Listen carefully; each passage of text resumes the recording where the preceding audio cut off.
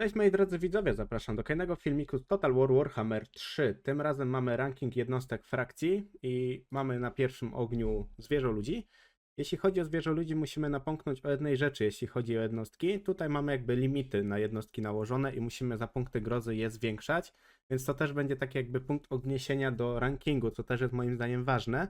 No nieważne tylko, żeby rekrutować samych na przykład gorgonów czy tam cygory, no bo tak naprawdę jeśli chodzi o te jednostki, na przykład kosztują 510, a tutaj średnie jednostki kosztują na przykład 200-300 tych punktów grozy, więc wydaje mi się, że warto też właśnie o tym napomknąć trochę. Dodatkowo jeśli chodzi o zwierzę ludzi, no bardzo ważne jeśli chodzi o te jednostki, to jest coś na takiej zasadzie jak ma na przykład, nie wiem, zwierzę ludzie, slanerzy, że oni działają tak naprawdę na jednostkach piechoty czy tam konnicy, nie na jednostkach za bardzo strzelających, no strzelające jednostki są tylko dwie. Więc tutaj musimy też zwrócić uwagę na takie statystyki, na przykład jak prędkość, na pewno pancerz, siła broni, szarża. No to są, wydaje mi się, takie wytyczne dosyć dobre, ale tutaj postaramy się jakoś jak najlepiej to wykonać, jeśli chodzi o ten cały ranking. Więc pierwszy tak naprawdę nasz rzut leci stado włóczników Ungorów. Jest to jednostka, którą mamy jakby za darmo, możemy sobie rekrutować jej ile wlezie. Jeśli chodzi o statystyki jednostki, tutaj po prawej stronie macie pokazane statystyki tej jednostki. No, prędkość 36 nie jest tragicznie, no może być, mogłoby być trochę więcej, ale wydaje mi się, że ta jednostka jest jako taką najgorszą jednostką z tego względu, że jest po prostu słaba. Jedyną dużą jakąś zaletą jakby tej jednostki, że jest na przykład obrona przed szarżą dużych jednostek, to jest dużo na plus. No i też jest liczebna, więc można bardzo fajnie wykorzystać takie jednostki na przykład do oflankowania. No, jeśli nie mamy gdzieś lepszych jednostek do rekrutacji, warto ich sobie zrekrutować. Wydaje mi się, że bardziej nawet niż łuczników. Choć jeśli chodzi o łuczników, też są dosyć dobrzy. Więc jeśli chodzi o tą pierwszą jednostkę, damy ją po prostu do najgorszej, no bo po prostu jest najgorszego sortu. No, małe wykorzystanie tej jednostki, no plus taki, że ma faktycznie tą straż przednią, więc możemy gdzieś je jedynie schować. Więc no tutaj akurat no, musiała trafić na najgorsze. Drugą jednostką tak naprawdę w naszym rankingu to jest tak naprawdę łupieżcy Ungorów. Są to łucznicy. W sumie jedna z dwóch jednostek, czy tam prawie trzech strzelających, jaką oni w ogóle posiadają. Jeśli chodzi o tą jednostkę, ja ogólnie dałbym ją w klasę średnią z wielu powodów. Siła pocisków 16, nie jest to aż tak dużo, ale też nie jest to mało, bo są jednostki w Total Warhammerze, że są po prostu niektóre dużo gorsze. Więc na początku, jeśli mamy nieograniczoną ilość rekrutacji tych jednostek, to jest dosyć fajny, wydaje mi się, pomysł, żeby ich trochę zrekrutować. No też tym bardziej, że oni dosyć dobrze sobie radzą na przykład na potwory, więc możemy bohaterów, potwory bardzo szybko gdzieś tam w większości zabijać. No a jest to jedna z takich jednostek, no mniejszości u nich, jeśli chodzi o strzelających, więc no nie dajmy ich do takich najgorszych. Choć szczerze powiedziawszy, może ja bym, no dobrze, zostawmy ich po prostu na tym średnim. Jeśli chodzi o nich, no mają dosyć dobre te statystyki, nie są nawet najgorsze. No dyscyplina jest trochę malutka tutaj u nich, ale no niektóre jednostki niestety tak mają, choć mogło być po prostu gorzej. Trzecią jednostką to tak naprawdę są stado włóczników Ungorów z tarczami. Jeśli chodzi o tą jednostkę, ona nie jest aż taka najgorsza. Na pewno jest dużo lepsza niż ta najgorsza, ta podstawowa. Tutaj statystyki są już dużo lepsze, bym powiedział. Prędkość jest akurat taka sama, ale obrano zwarcie jest większa, siła broni jest większa. No liczebność jest akurat taka sama, ale dajmy sobie ją do kategorii zła. No bo jeśli chodzi o kategorię średnią, no wydaje mi się, że ta jednostka nie jest jakaś za wybitna. Osobiście, jak grałem tak naprawdę z ludźmi, no tych jednostek trochę się miało, bo one są po prostu tańsze w punkcie grozy, więc jeśli mam wybierać, no to warto byłoby wybrać sobie tą jednostkę niż tą najgorszą, bo chociażby mają tarczę, to jest dosyć skuteczne przeciwko łucznikom, przeciwko po prostu niektórym szarżom większym, więc to wydaje mi się, że jest dosyć spoko. Jeśli chodzi, że też mają właśnie straż przednią, to jest w większości na jednostkach właśnie slaneszowych, czy tam jednostkach zwierzoludzi. To jest dosyć dobry atrybut, bo możemy dosyć fajnie się gdzieś schować w lesie. Ogólnie jednostki zwierzoludzi powinny walczyć w lesie, więc to jest takie dosyć ważne. Więc dajmy sobie akurat ich do złej. Czwartą jednostką w naszym rankingu to jest stado Ungorów. Są oni jakby z takimi tarczami, mają coś takiego, taki bonus. Ja bym ich ogólnie też rzucił do złej, no bo jeśli chodzi na średnią klasę, są po prostu za słabi. Oni są bardzo podobni, jeśli chodzi o tych wcześniejszych z tymi włóczniami, jako jednostki. Nie są one najgorsze, da się gdzieś nimi trochę pobalansować, da się trochę nimi gdzieś tam powalczyć. Nawet ta strategia tymi jednostkami nie jest taka tragiczna, jakby można rzec, patrząc po statystykach, ale wydaje mi się, że do złej oni akurat bardzo dobrze pasują. Więc jeśli chodzi o czwartą jednostkę, zostawiamy w złej. Piątą jednostką to jest stado gorów. To są już dosyć dobre jednostki, piechota jakby z toporami. Ja osobiście dałbym ich raczej do klasy średniej, z tego względu, że są dużo mocniejsi już na przykład niż te jednostki wcześniejsze. Dosyć dobrze mi się tymi jednostkami gdzieś tam balansowało. One mają też trochę więcej jakby dyscypliny od tych dolnych jednostek. No siła broni tu jest dosyć spoko, jeśli chodzi o premię do szarży tak samo. Też sporo bonusów możemy posiadać na bohaterach dla nich, więc wydaje mi się, że ta jednostka zdecydowanie zasługuje na klasę średnią, więc tutaj ich akurat zostawiamy.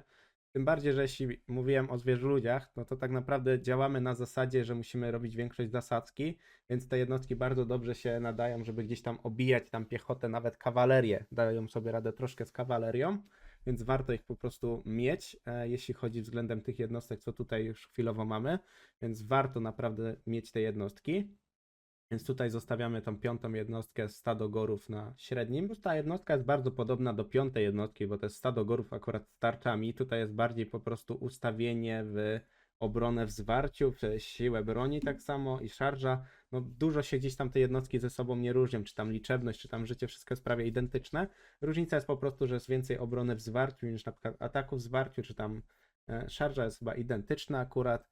Więc wydaje mi się, że do klasy średniej zdecydowanie oni gdzieś tam zasługują, więc tutaj ich akurat zostawimy. Kolejną jednostką tak naprawdę to są Cangory. To jest jednostka, tak jakby trochę powiedzieć teneszowa, ale zwierzoludzie mogą ich rekrutować, więc w rankingu musieli się jakby nie patrzeć pojawić. Jest to taka piechota z toporami, dosyć wydaje mi się mocna. Ja bym tam dał ją na przykład na średnią klasę z wielu powodów, bo wydaje mi się, że na trochę dobrą klasę trochę im brakuje. No, prędkość 38 dosyć spoko, obrona zwarciu, siła broni jest dużo lepsza niż te jednostki tutaj poprzednie, ale jeśli chodzi o ranking na przykład dobrej i najlepszej, no to te jednostki już muszą być tutaj mega mocne. Wydaje mi się, że to jest dosyć uczciwie, żeby ich wrzucić do średniej z tymi tutaj jednostkami, co już się znajdują, więc tutaj akurat je zostawimy. Kolejną ósmą jednostką to jest dosyć fajna jednostka, to jest stado bestigorów. Jeśli chodzi o te jednostki, one są mega potężne. Sądzę, że zastanawiam się właśnie nad daniem ich do jako dobra i najlepsza. Dam ich po prostu do najlepszej, bo jeśli chodzi akurat o piechotę z zwierzoludzi, to jest chyba najmocniejsza piechota możliwa od nich. Z tego względu, że tutaj 95 pancerza, 70 dyscypliny, czyli znacznie więcej. Atak w zwarciu, obrona w zwarciu, siła broni jest naprawdę dosyć imponująca jak na tą jednostkę. Tym bardziej, że zwierzoludzie no nie mają dużo takich mega potężnych jednostek piechoty. Są one przeważnie na właśnie takiej klasie średniej, więc zdecydowanie ta jednostka zasługuje na najlepszą, jeśli chodzi na pewno o piechotę i ogólnie powiedzmy jednostki od zwierzoludzi. Z tego też względu, że no 10 tysięcy życia 100 jednostek, więc można bardzo fajnie flankować tymi jednostkami. To są piechota z wielkimi toporami, więc dosyć dobra jednostka. Więc ja osobiście mega uwielbiam tę jednostkę. Jak nimi grałem, to byłem po prostu zachwycony tą jednostką. Więc z tego względu daję ich akurat na to miejsce. Dodatkowo, jeśli nie subskrybujesz mojego kanału, chciałbym Cię zachęcić do zasubskrybowania mojego kanału. Pojawi się tutaj dużo tak naprawdę rankingów, 20 tur na poziomie legendarnym każdym bohaterem i jeszcze wiele innych, więc dzięki za oglądanie tego filmiku i zapraszam do kontynuowania oglądania tego filmiku. Kolejną dziewiątą jednostką to są tak naprawdę jakby zwierzęta bojowe, to już jest powiedzmy taka lekko mówiąc kawaleria. Ogary chaosu, więc to jest jednostka, wydaje mi się, że nie jest aż taka tragiczna, ale dałbym ich osobiście do złej. Złej z tego względu, że no dyscyplina u nich jest dosyć słaba, one bardzo szybko się jakby rozsypują. Choć mega bym je chciał podrzucić do średniej, ale wydaje mi się, że może na razie zostawimy ich złej. Z tego względu, że faktycznie te jednostki szybko się rozsypują, mają słabe przebicie pancerza, no one w większości się tak naprawdę dobrze sprawdzają na przykład na łuczników, na zablokowanie artylerii. Można dużo tym tak naprawdę ugrać, tymi jednostkami, ale jeśli chodzi przy zwierzoludziach, no to mamy dużo lepsze jednostki kawalerii, które zdecydowanie zasługują na przykład na klasę, nie wiem, średnią, dobrą, więc akurat ich zostawimy na klasie złej. Dziesiątą jednostką, jeśli chodzi o zwierzoludzi, to tak naprawdę mamy ogary chaosu, a tylko po prostu z dodatkiem trucizny. I damy też ich tak samo do klasy złej, no z tego względu, że to jest prawie identyczna jednostka, tylko ma po prostu zatrute ataki i niczym więcej się jako tako nie różni, więc tak to zostawimy tutaj. 11 jednostką to są Centigory Tenesha, czyli Zincha, jak tam zwał, tak zwał. Ta jednostka wydaje mi się, że spokojnie można by ją wrzucić do średniej klasy. Zastanawiałbym się nawet do klasy tak naprawdę trochę wyżej, ale damy ich akurat do klasy średniej. To jest jakby nowa jakby jednostka po update'cie, który był niedawno. Dosyć fajna jednostka, fajnie nimi można tak naprawdę zagrać, duża premia do szarży, no prędkość 84, więc też dosyć spoko, no pancerz też oczywiście posiada nawet 35, to też nie jest najgorzej, dodatkowo ma też tą barierę teneszową, więc wydaje mi się, że zdecydowanie na klasę średnią zasługuje. Na dobrą wydaje mi się, że troszkę jednak jeszcze brakuje, więc tak zostawimy. Kolejną jednostką to są Centigory, to jest zwierzęca kawaleria. Jest dosyć dobra, statystykami mega podobna do tych właśnie teneszowych, co przed chwilą o nich mówiliśmy. Damy ich do tej samej klasy z tego względu, że ich statystyki są w miarę idealne do siebie, są po prostu identyczne, więc zdecydowanie zostajemy przy klasie średniej. No do dobrej niestety brakuje, tym bardziej, że mamy jeszcze dosyć fajne, ciekawe jednostki, które zdecydowanie będą zasługiwać na klasę dobrą, a nawet najlepszą, więc jeśli chodzi o mój własny ranking, wydaje mi się, że jeśli chodzi o statystyki, no tutaj ją trzeba po prostu umieścić. Kolejną jednostką to są Centigory z wielką bronią. Tutaj te nazwy wszystkie się będą prawie powtarzać, jedynie będą jakieś delikatne zmiany. Jeśli chodzi o tę jednostkę, ja bym też ją dał akurat do klasy średniej, bo są bardzo one identyczne z tą poprzednią, jeśli chodzi o pancerz, dyscyplinę, prędkość, no wszystko jest prawie tutaj identyczne, więc zdecydowanie tutaj chyba ataku mają troszkę więcej, ale wydaje mi się, że zdecydowanie zasługują akurat na klasę średnią. No do dobrej jeszcze troszkę brak, no niestety. Kolejną jednostką to mamy tak naprawdę Centigory znowu z toporami do rzucania. Damy ich też do klasy średniej, bo jeśli chodzi o klasę złą, wydaje mi się, że nie zasługują, bo nie są tak naprawdę jakąś mega złą jednostką, ale też jakaś ultrom dobra też się nie wydają, więc oni są tacy trochę pomiędzy, więc akurat ten środek, średnia klasa dla nich znajduje się idealnie. Po prostu oni tutaj pasują. 15 jednostką, co tutaj mamy, to są wielkie bestie, stado razogorów. Bardzo fajna jednostka, ale ma duży minus. Ona wpada tak naprawdę w furię i wtedy nie możemy jakby panować nad tą jednostką. Dodatkowo ona bardzo szybko się wykrusza i tutaj mam trochę problem, czy dać ich po prostu do klasy średniej czy złej. Choć do klasy średniej ich damy z tego względu, że chociażby mają, nie wiem, 52 ataku, siły broni, mają dosyć spoko tą szarżę, pancerz też jakiś jest. No jedynie, że właśnie nie możemy panować nad tą furią i bardzo szybko one się rozsypują. No tym bardziej jak wpadną w jakieś, nie wiem, w halabardzistów, pikinierów, no to ciężko jest się nimi gdzieś tam wydostać, niż na przykład tymi Centigorami, co mieliśmy wcześniej. No więc dajmy ich akurat do klasy średniej, no bo na złom wydaje mi się, że nie zasługują. Kolejną 16 jednostką to są rydwany, dosyć fajne jakby jednostki, z razogorami akurat te pierwsze są. Ja bym ich dał do klasy dobrej.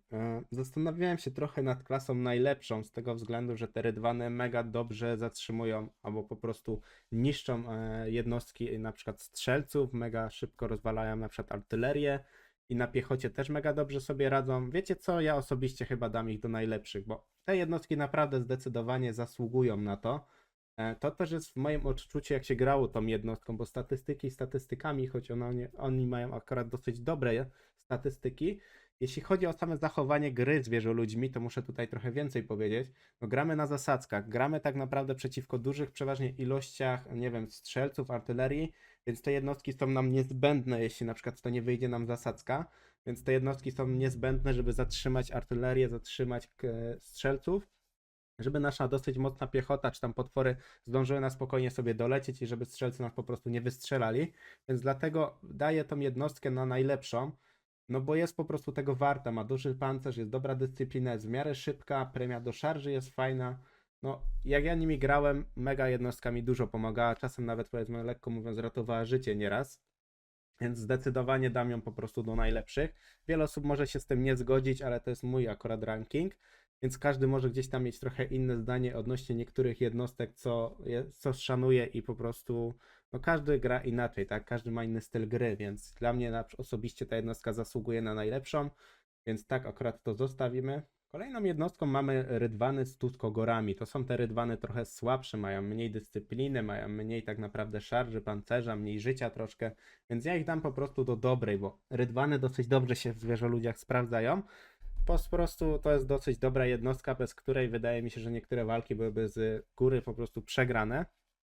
Więc zdecydowanie im po prostu dam możliwość, żeby były po prostu w dobre i najlepsze obydwa rydwane. Więc tak akurat zostawimy. Mówiłem dużo wcześniej o wcześniejszym rydwanie, więc te słowa są bardzo podobne, tylko że ta jednostka jest po prostu słabsza, więc zdecydowanie dałem ją po prostu tier niżej. Kolejną 18 jednostką to są harpie. Tutaj miałem dosyć mieszane uczucia, jeśli chodzi o tą jednostkę. Ja osobiście nie jestem zwolennikiem tych harpi, tych latających jednostek. Bardzo one szybko się kruszą, mają bardzo mało wytrzymałości, więc ja osobiście wrzucę ich po prostu do klasy złej. Robią czasem dobre faktycznie użytki, że mogą gdzieś zablokować tą artylerię tych strzelców, no ale są bardzo łatwym celem, żeby ich ustrzelić i bardzo łatwo się ich po prostu da ustrzelić. No, siłę broni mają dobrą, obrona zwarcie jest też dosyć dobra, ale ja osobiście gdzieś sądzę, że one zasługują po prostu na klasę złą. Choć do średniej też teoretycznie można by ich wrzucić, chociażby z tego względu, że faktycznie no szybko mogą rozwalić te jednostki strzelców, bo mają 44 siły broni, więc wyrzućmy je troszkę wyżej. Nie wrzucajmy ich do ogarów, do takiej lekko mówiąc najgorszej hołoty.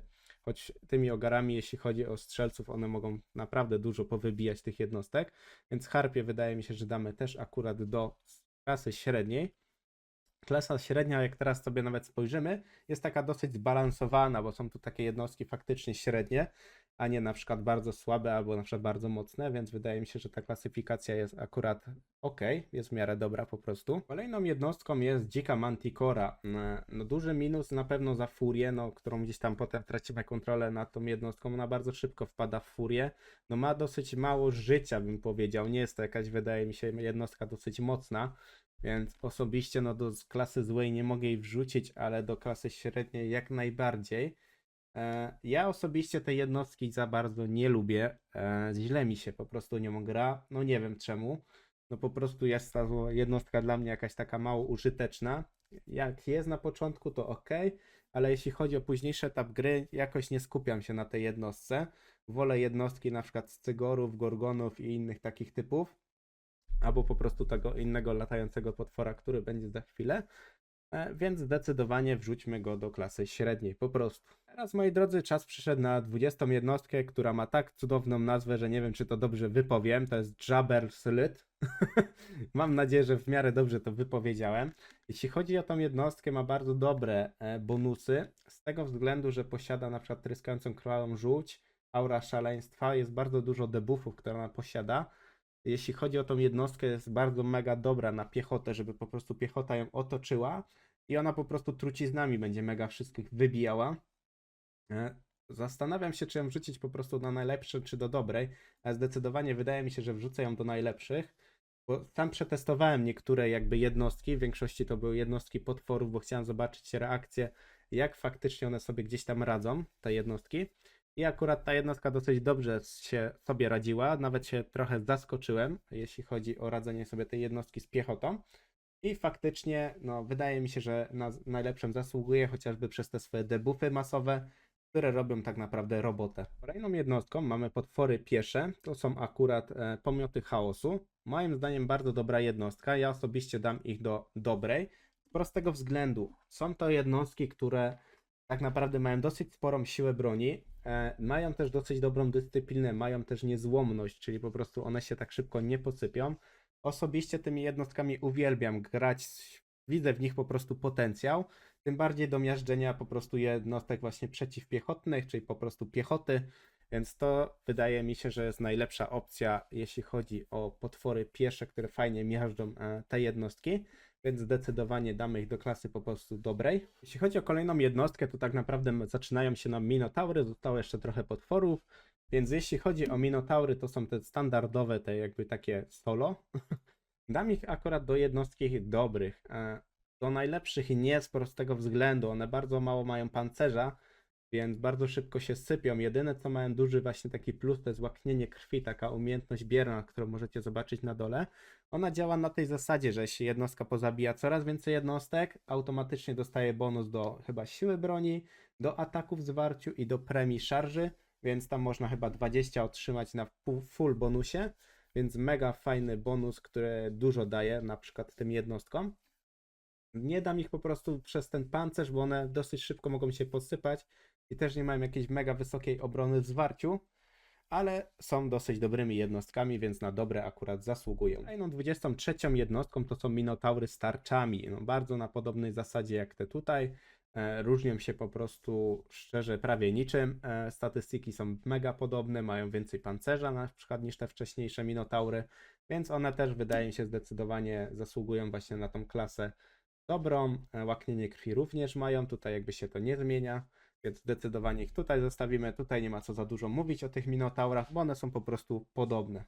I przyszedł czas na 24 jednostką, którą są też minotaury. Tutaj mamy akurat 3 rodzaje minotaurów. Wszystkie minotaury będą w strefie dobrej, bo te statystyki są mega podobne, więc tutaj akurat zostawimy. Jedynie różni się tak naprawdę skuteczność, że jedne są bardziej przeciwpiechotne, drugie są przeciw wielkim potworom, bo z wielką bronią jednostki to przeważnie są właśnie na dużych wrogów, na po prostu potwory. Tak się przeważnie tak zdarza, więc tutaj zostawimy na klasę dobrą i nie będziemy już więcej do nich wracać. 25 jednostką to jest olbrzym. Dlaczego mi się olbrzymy osobiście podobają i wydają mi się dobrymi jednostkami? Z tego względu, że mają na przykład 100 dyscypliny, to jest mega fajne, wywołują terror, jednostka przeciwpiechotna, bardzo duża siła broni, więc na niektórych bohaterów też mega ciekawa jednostka.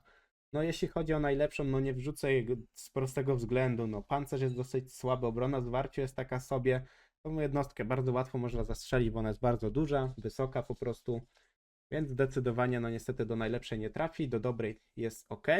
Jeśli chodzi o średnią, do średniej wydaje mi się, że szkoda byłoby wrzucić olbrzyma, bo te jednostki naprawdę dosyć fajnie się sprawdzają, bardzo dużo życia też mają, więc tutaj akurat ich zostawimy. 27 jednostką zwierzę ludzi to mamy tak naprawdę uosobienie żywiołu bestii. No jest to jednostka, którą też chyba Kislev posiada i inne niektóre frakcje. Jeśli chodzi o tą jednostkę, jest bardzo fajna. Jeśli chodzi o obronę zwarciu, jest tutaj 50-50, ale ja bym ją dał ogólnie do dobrej jednostki z tego względu, że ma dużą siłę broni, posiada też umiejętność kowyt wielkiej bestii, czyli debuffuje nam jednostki, zdejmuje drugim przeciwnikowi, po prostu odejmuje dyscyplinę, co jest mega fajne. Jeśli chodzi o walkę, tą jednostką też jest bardzo obszarowa, więc bardzo fajnie sobie radzi. Więc wydaje mi się, że spokojnie możemy ją tutaj zostawić, tym bardziej, że ma jeszcze premię do szarży, więc też może nawet posłużyć do zabijania spokojnie bohaterów, więc akurat zostawimy ją w klasie dobrej.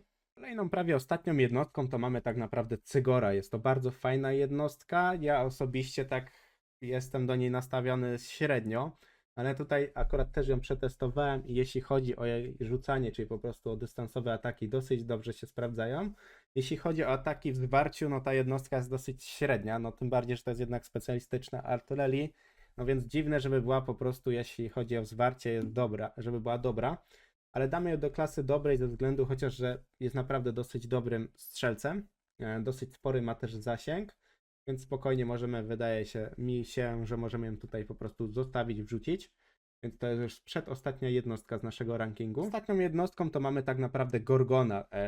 Testowałem tą jednostkę, wydaje mi się ona dosyć fajna, dosyć ciekawa. Ja osobiście wrzuciłbym ją do takiej jakby czwórki, tej najlepszej, co tutaj akurat widzicie. Z prostego względu, że ta jednostka tak naprawdę jest bardzo mocna. Ona sobie radzi w większości sytuacjach. Też ją nawet przetestowałem i no sprawdzała mi się ta jednostka po prostu. Ona też ma właśnie łaknienie krwi, więc to jest dosyć dobry buff, ma dosyć sporo wytrzymałości. Premia do szarży też nie jest najgorsza, prędkość 64, więc jak na potwora to dosyć szybko się porusza. Więc wydaje mi się, że ten ranking jest taki w miarę uczciwy względem tych jednostek. Dajcie też znać w komentarzach na przykład, kogo dalibyście na inne tier, jakie w ogóle sądzicie, co w ogóle sądzicie o tym całym jakby rankingu, o tym jak przedstawiłem te jednostki. Jak macie jakieś dla mnie rady, to spokojnie piszcie, ja się o nic nie obrażę. Jestem osobą, która lubi słuchać innych osób i staram się gdzieś tam wyciągać jak najlepsze rady, żeby te filmiki były coraz ciekawsze, były bardziej po prostu doprecyzowane, tak lekko mówiąc dopieszczone. Więc dzięki za oglądanie. Jeśli jeszcze nie subskrybujesz mojego kanału, to zasubskrybuj mnie proszę. Zobaczysz tutaj dużo ciekawych rzeczy z Total Wara i również z innych gier. Więc dzięki za oglądanie jeszcze raz i do następnego. Cześć!